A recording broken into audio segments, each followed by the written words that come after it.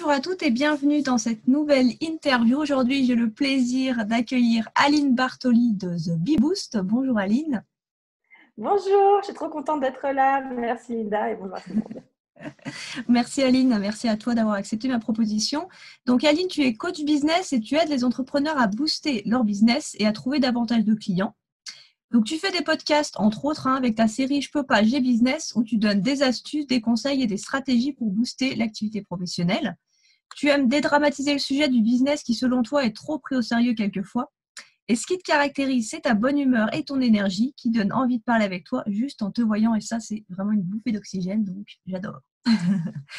Merci, je rougis, ça se voit pas trop, mais je rougis. Une petite introduction toute courte. Maintenant, je vais te laisser te présenter et nous dire qui tu es et quel a été ton parcours. Super, tu as déjà dit le principal, j'ai envie de dire. Je peux juste édulcorer un petit peu en disant qu'effectivement, mon boulot, c'est vraiment d'accompagner les entrepreneurs, les freelances, de travailler main dans la main avec eux pour les aider vraiment à trouver les bonnes stratégies qui vont aider à développer leur business, à trouver des clients, avoir un chiffre d'affaires qui leur permet d'avoir le niveau de vie qu'ils souhaitent avoir. Et l'idée, c'est vraiment de dire que je vais être une partenaire de ces personnes-là pendant une durée déterminée, pas la maîtresse d'école qui dit quoi faire et pas quoi faire, mais plutôt le bras droit pendant cette période-là pour qu'ils atteignent les résultats qu'ils souhaitent, quoi. Ok. Pourquoi tu as choisi de l'entrepreneuriat en fait? Qu'est-ce qui t'a décidé à devenir entrepreneur? Est-ce que tu as eu un déclic, un événement qui a déclenché ça?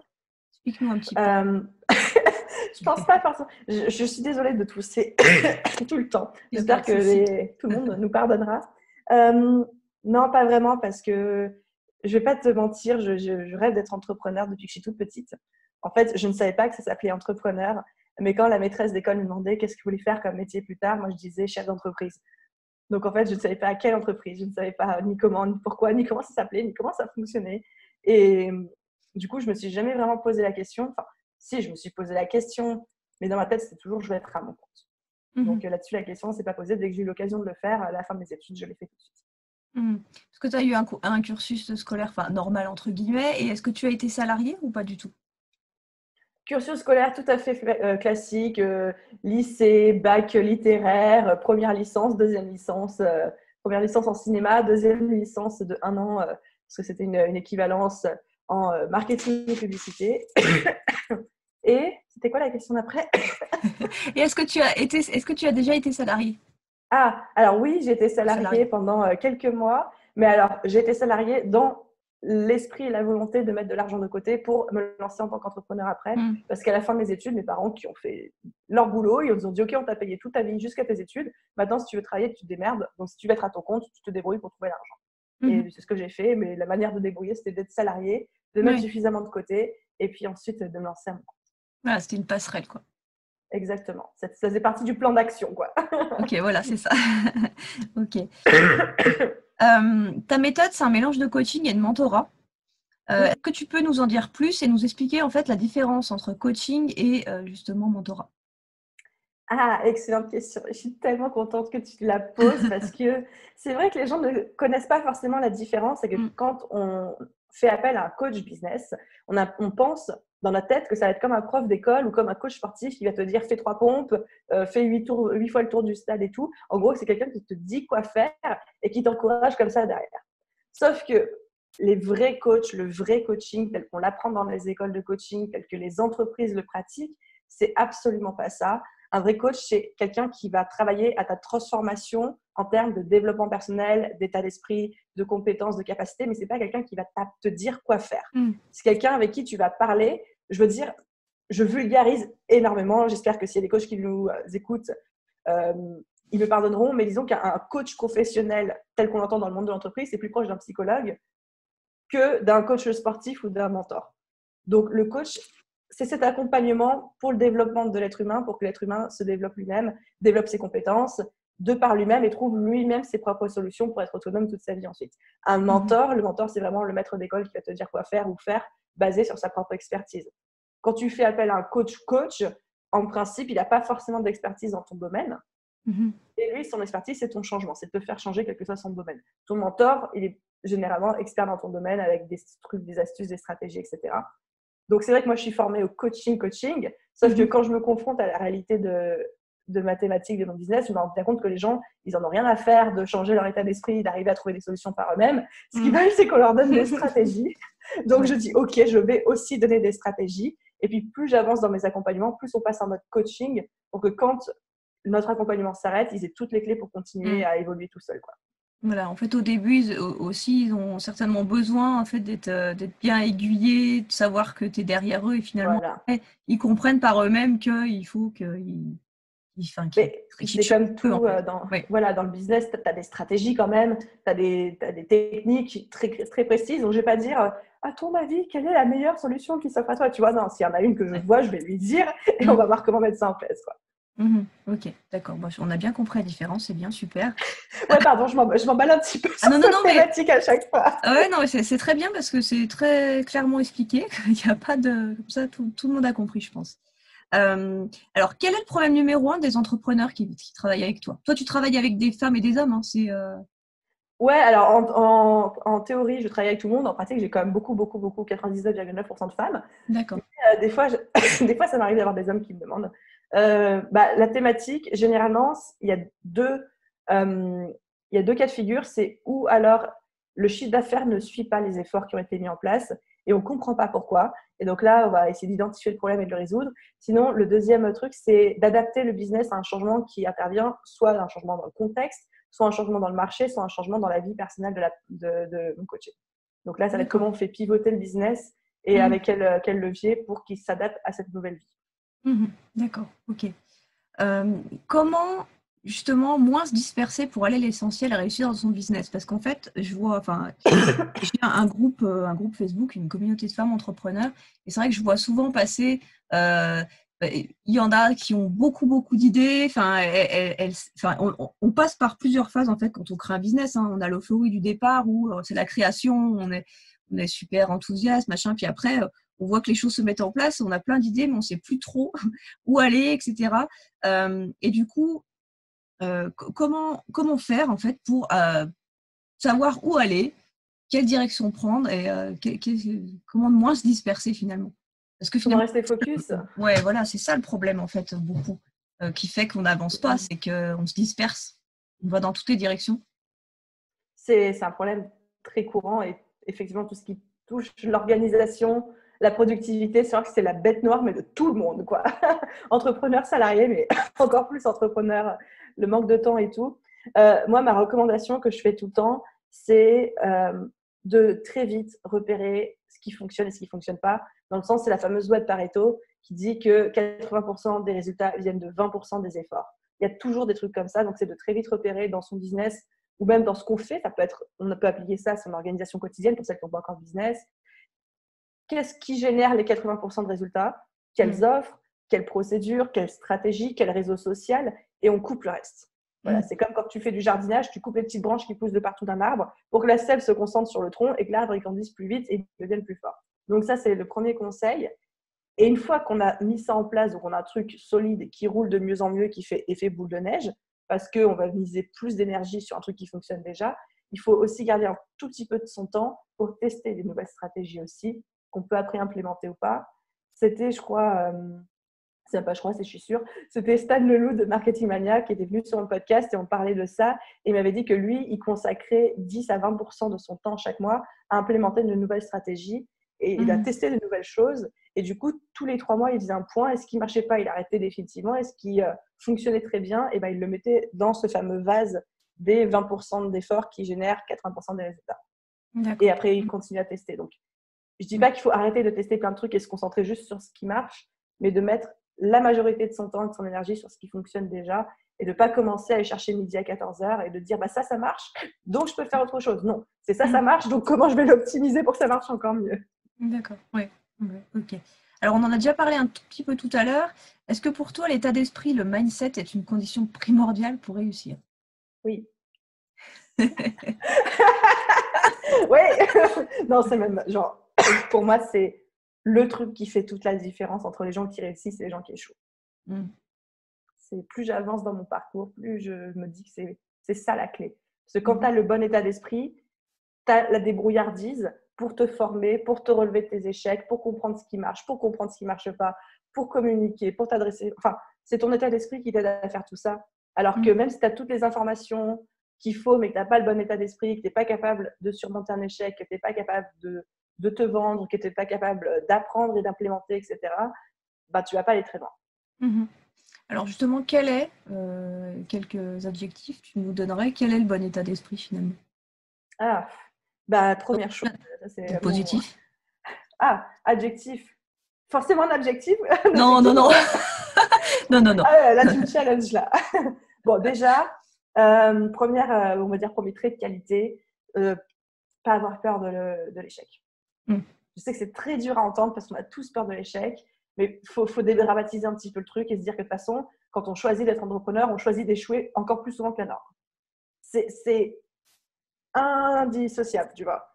Oui. Donc, il faut se faire tout de suite à cette idée que si vous êtes quelqu'un qui a besoin de jamais échouer dans sa vie, l'entrepreneuriat n'est pas un parcours pour toi, ce n'est pas la voie qu'il faut. Ça, c'est la première chose. Ensuite, je dirais avoir l'état d'esprit positif. C'est ça qui voulait un objectif. Ça va être positif. D'avoir un état d'esprit indépendant. Indépendant dans le sens arriver à s'affranchir, connaître les règles, mais arriver à s'en affranchir, comprendre les règles et arriver à les tourner à sa sauce. Et aussi indépendant dans le sens aimer être seul, aimer faire un peu cavalier à part, parce que c'est aussi beaucoup ça l'entrepreneuriat. Oui, tout à fait. Alors, tu en as déjà parlé tout à l'heure, donc on va voir si... est-ce que tu as un conseil à donner aux femmes entrepreneurs qui n'arrivent pas à lancer leur business et qui stagnent? Quoique non, on a parlé des personnes qui se dispersaient, d'aller à l'essentiel. Non, là, c'est voilà, celles qui n'arrivent pas à se lancer et qui stagnent. Bah, en fait, c'est de voir c'est quoi qui stagne. Est-ce que c'est parce que j'ai peur? Est-ce que c'est parce que j'ai pas le temps? Donc, est-ce que c'est un problème d'état d'esprit? Est-ce que c'est un problème d'organisation? Est-ce que c'est un problème de manque de stratégie? Enfin, en fait, il peut y avoir plein de causes, mais l'idée, c'est vraiment d'être très honnête avec soi-même et de se dire, bon, d'où ça vient vraiment et comment je peux surmonter ça. Moi, ma manière de procéder, mais après, ça c'est très personnel, mais c'est que dès que j'ai un truc qui me bloque, mais que ce soit n'importe quoi, je vais me former sur le sujet. Par exemple, si demain j'ai envie de faire un projet, je sens que mon état d'esprit bloque et que j'ai peur, eh ben, je vais lire des trucs sur les peurs de se lancer, les peurs d'avancer, le manque de légitimité, le syndrome de l'imposteur. Je vais bouffer du contenu comme ça pendant des jours et des jours et des jours, jusqu'à ce que je fasse sauter mon blocage. Et après, je continue. D'accord. Donc, c'est possible, en fait, toi, tu es arrivé à faire sauter ton blocage toute seule. Mais tout le temps, mais des blocages, j'en ai 50 milliards par jour. Hein. Mais je continue à beaucoup lire. Quand je dis il faut se former, c'est les lectures. Ça peut être des trucs gratuits en ligne, des trucs payants. C'est pas forcément investir 3 000 € dans sa tête. Mais ouais, moi, je lis beaucoup et c'est comme ça que je développe tout mon business, tout mon état d'esprit. C'est comme ça que je fais sauter les blocages, effectivement. Ok. Une autre question, Aline, pour toi. Donc, tu as une série de podcasts, donc je peux pas, j'ai business. Donc, pourquoi tu as choisi ce format de podcast? Est-ce que tu peux nous en dire un petit peu plus? Bah, écoute, oui, avec plaisir. L'idée pour moi en créant un podcast, c'était de faire autre chose qu'un article de blog qui est peut-être un petit peu froid et tout. Et puis, c'était vraiment, je me rendais compte que les gens, ils n'ont pas forcément le temps de lire des articles de blog. C'est pas leur kiff de s'asseoir derrière un écran d'ordi, de lire des petites lettres comme ça, et tous même sur leur téléphone. Et que d'avoir un format, moi j'en écoute beaucoup, qui t'accompagne, que tu peux écouter dans les transports, en faisant la vaisselle, le ménage, en allant chercher les gosses, en allant courir, etc. S'il y avait vraiment une vraie demande, moi c'était un format que j'adorais, donc je me suis lancée, je me suis dit pourquoi pas. Et c'est vrai qu'aujourd'hui, on va dire, c'est le point d'entrée numéro 1 dans mon business et j'en suis très très très contente. D'accord, super. Qu'est-ce que tu proposes au niveau de tes coachings? Alors, actuellement, au jour d'aujourd'hui, mais comme ça change encore beaucoup, c'est pas garanti que dans un an, ce sera encore la même chose. Au jour d'aujourd'hui, je propose 2 formules d'accompagnement en individuel. Donc, en fait, c'est la même chose, sauf que c'est le nombre de séances qui change. Soit c'est 3 séances parce qu'on traite un problème plus précis, et soit c'est un accompagnement plus global. Donc là, on est sur du 8 séances, où là, je peux vraiment prendre le temps d'installer des résultats durables. On a le temps de tester plein de trucs comme stratégie, etc. Donc ça, c'est pour l'individuel. Et sinon, j'ai un coaching de groupe collectif où là, je prends des groupes actuellement, c'est une dizaine de personnes, mais la prochaine session, j'en prendrai un petit peu plus. Où là, je coach pendant 3 mois et pour le coup, c'est beaucoup plus du mentorat. Où en fait, on a toutes les semaines un module thématique où j'enseigne un module pendant 2 heures. Puis après, il y a des questions-réponses. Et on applique un peu des principes de mastermind, mais il y a un petit groupe qui avance main dans la main par rapport à ça. Ok, super. Alors maintenant, on va parler un peu de toi. Alors, professionnellement, est-ce qu'il t'arrive de douter comment ça se manifeste? Et qu'est-ce que tu fais pour dépasser ça?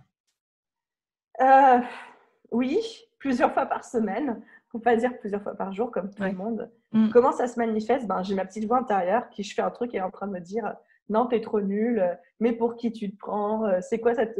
Ça, ma petite voix du moment, c'est beaucoup, mais pour qui tu te prends? Genre, c'est quoi cette prétention? D'où ça sort, tu vois? Ouais. Enfin, typiquement, quand j'accepte des interviews comme toi, qu'on me demande de parler de moi, bah, y a des fois, je dis des choses et en même temps que je le dis, j'ai cette petite voix qui me fait mais tu crois que t'es qui pour dire ça, tu Mais pour vois? qui Donc, tu te prends? exactement. Donc, bien sûr que je doute comme tout le monde, etc. Après, comment je dépasse ça? Je pense qu'en fait, je l'ai tellement vécu, je l'ai tellement dépassé que ça devient de plus en plus facile, en fait. Mm. Et c'est juste pas chercher à enterrer sa petite voix parce que ça ne marche jamais. Et généralement, plus on lui tape dessus, plus elle crie fort, tu vois. Mais c'est juste de l'accepter, mais enfin de l'entendre, mais de pas de l'écouter, tu vois. C'est dire ok, t'es là, ok, j'ai compris ce que tu veux dire, mais je m'en fiche en fait et je continue à faire ce que je suis en train de faire. Puis après, advienne que pourra. Donc je Mm. pense que c'est vraiment cette idée de dire je m'écoute, mais je ne m'entends pas. Ou alors je m'entends, mais je m'écoute pas. Enfin, je sais plus. Ouais. Mm. Je m'écoute, mais j'écoute, mais j'accepte, j'accueille, mais j'y prends pas forcément voilà, pour En agir. fait, j'accepte de l'écouter, mais j'accepte pas que ça Mm. définisse mes actions. C'est surtout Mm. ça. Mm. Ok, super. Alors, comment est-ce que tu fais pour préserver? Est-ce que toi, tu le vois, cet équilibre entre la vie perso et la vie professionnelle? Mais vu que j'ai pas de vie perso, non. Ah oui. D'accord. J'avais fait une vidéo là-dessus. Moi, alors, très honnêtement, mon point de vue, c'est que j'y crois pas trop à l'équipe pro-perso. Parce que quand tu as un business en ligne, c'est tellement toi ton business que tu peux pas le soir débrancher un bouton dans ton cerveau et te mettre en mode famille. Et Mm. plus ça ton business, c'est pareil quand tu es chez toi en train de bosser. Si tu as une machine à étendre, tu vas aller étendre ta machine et tu vas pas dire ah non, on est en mode business et j'étendrai ma machine dans 6 heures, tu vois. Donc, Mm. je pense qu'en fait, c'est juste un équilibre à trouver. Et là, l'équilibre, il va être en fonction de chacun. Après, moi, je me fixe des priorités. Tu vois, je sais que par exemple, si j'ai ma meilleure amie qui m'appelle un jeudi après-midi à 15h alors que je suis en train de bosser, je ne vais pas décrocher parce que je suis en Ouais. train de bosser. Et à Mm. contrario, si j'ai une cliente qui m'appelle à 10h du soir, je ne vais pas décrocher parce que c'est le soir. Je pourrais, mais je choisis de ne pas le faire parce que je Mm. donne la priorité à ce qui est important pour moi dans ce temps-là. Mais ça, c'est vraiment tout à chacun de trouver cet Mm. équilibre-là. Mm. Oui, tout à fait. Mm. Alors, on va finir Je avec suis contente que tu sois d'accord. Ok. Mais non, je suis d'accord parce que c'est intéressant parce que c'est vrai qu'on en parle souvent de cet équilibre pro-perso. Il y en a qui le recherchent tout le temps et en fait, on s'aperçoit que finalement, quand on est entrepreneur, bah oui, effectivement, tu peux pas débrancher comme ça et en fait, tu fais avec et comme tu dis, tu poses tes limites, quoi. C'est que voilà, si quelqu'un sonne à ta porte et que c'est pas le moment que tu es en train de travailler, tu réponds pas. Et comme tu disais, le soir, ben voilà, s'il y a le travail qui t'appelle, ben non, parce que c'est le soir, effectivement. Non, je partage tout à fait ce point de vue. Ah, c'est intéressant d'avoir ton avis aussi sur la question. Ah ouais, non, franchement, ouais. C'est pour ça que je la pose, parce que j'aime bien justement avoir les points de vue, avoir des points de vue différents. Donc voilà. Donc alors pour finir l'entrevue, je vais te poser deux petites questions qui n'ont rien à voir avec le travail. En fait, c'est juste pour le fun, hein, pour te connaître un petit Top. peu. Alors donc, quel est ton livre préféré? Peux-tu nous en parler un petit peu? Fiction ou non-fiction? Comme tu veux, ou des deux. Si, Alors, je vais en partager les deux. allez. Alors, mon livre préféré de tous les temps, tout confondu, c'est une saga d'heroic fantasy. Donc, là, on est dans la fiction pure et dure, qui s'appelle L'épée de vérité de Thierry Gouttig. Voilà. Moi, je suis D'accord. très, très fantasy, heroic fantasy. Et ces trucs-là, il y a 24 tomes, ils font 500 pages chacun. Ah oui, Et je les relis, pas une fois par an, mais presque, tu vois. d'accord. Mhm. Comme il y en a plein, je sais, qui relisent très régulièrement Harry Potter ou des trucs comme Oui. ça. Moi, c'est cette saga-là. Donc, ça, c'est préféré de tous les temps. En non-fiction, le livre que j'ai adoré, qui a changé beaucoup de choses dans ma vie, c'est le livre Comment se faire des amis de Dale Carnegie ou Carnegie, je ne sais jamais où il faut placer le R, Oui. qui a vraiment marqué un tournant dans mon business et dans mon état d'esprit, justement, on en parlait tout à l'heure. Et donc ça, je le recommande H24 à tout le monde. Alors pourquoi là, tu peux nous expliquer un petit peu pourquoi ça a changé? Qu'est-ce qu'il raconte en gros, bien sûr. Ouais, alors ne pas se fier à ce titre, évidemment. C'est vrai que je me rappelle il y a quelques années, avant même que j'ai le pied dans tout le milieu de l'entrepreneuriat. J'étais déjà freelance, mais avant que je m'intéresse à l'entrepreneuriat en soi, j'avais vu une fille qui lisait un livre qui s'appelle Comment se faire des amis dans le métro, et je l'avais tellement jugée, enfin, genre en mode c'est quoi cette meuf et tout.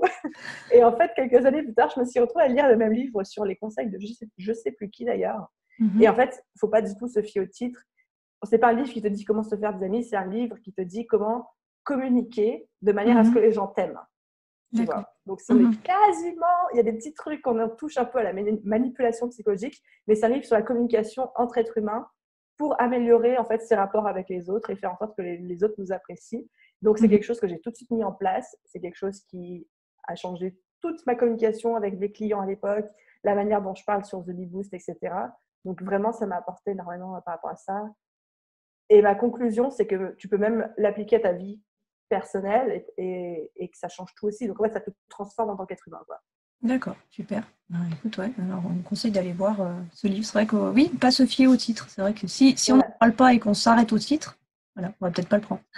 Bah écoute, je sais pas si c'était volontaire son titre, mais je trouve pas très vendeur parce qu'effectivement, t'as limite honte de passer en caisse avec un truc qui s'appelle Comment se faire des amis. Oui, c'est ça. Ça fait un peu le pauvre geek qui n'a pas de vie sociale, mais. Après, je pense qu'il a une renommée. Ça doit pas être son premier livre. Effectivement, je pense que son premier livre, il aurait peut-être pas intitulé comme ça. Ça serait peut-être pas trop. Oui, bon, aujourd'hui, c'est vrai que la réputation de ce livre n'est plus à faire. Oui, tout à fait. Et dernière petite question, quelle est ton activité préférée hors boulot? Alors, pas la lecture. Hein. Non. Manger. Manger, d'accord. Bon, très bien. Non, alors, le boulot, ça a tellement une place importante dans ma vie que j'aurais du mal. Je te dirais bien voir des amis. Ouais, voir des amis, bah oui, bah c'est. D'accord, ok, super. Bah, important aussi un lien social. Ouais, bah après, c'est vrai que moi, j'en reviens pas que je dis ça, mais c'est pas vraiment ma priorité dans la vie, mais c'est quelque chose que j'apprécie faire de temps en temps, mais pas trop non plus, tu vois. D'accord, ok, très bien. Écoute Aline, je te remercie vraiment beaucoup pour ce temps que tu m'as accordé. Je mettrai en dessous de la vidéo donc les liens vers tes différents réseaux, vers ton site, etc. Et puis, pour terminer, simplement, à vous toutes qui nous regardez, si vous n'êtes pas encore abonné à ma chaîne, n'hésitez pas à le faire, à activer la petite cloche pour être... Oula, je sais plus. Voilà, on ne sait plus trop par là. La cloche. Activer la cloche, voilà, pour avoir pour être prévenu du nouveau contenu. Et puis aussi à s'abonner à ma newsletter pour avoir les interviews en avant-première et pour en profiter un petit peu avant les autres. Voilà. Donc, merci beaucoup, Aline. Je te souhaite une agréable journée et je te dis à très vite sur les réseaux. Hein. Merci Marie-Linda, Merci encore d'échanger avec toi. Bye tout le monde. À bientôt.